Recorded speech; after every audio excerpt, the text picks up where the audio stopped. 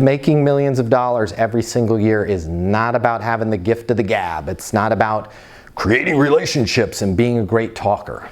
It's about being a great listener.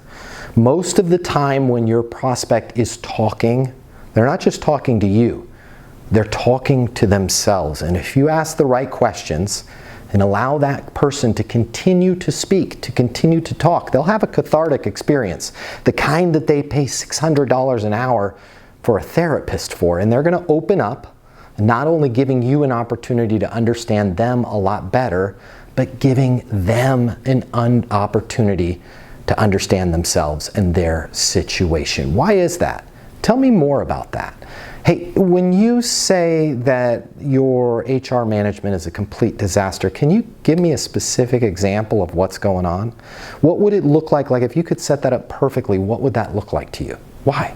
Why would you do it like that? Learn how to ask those questions and learn how to listen for the answers. And life's going to get a lot easier for you.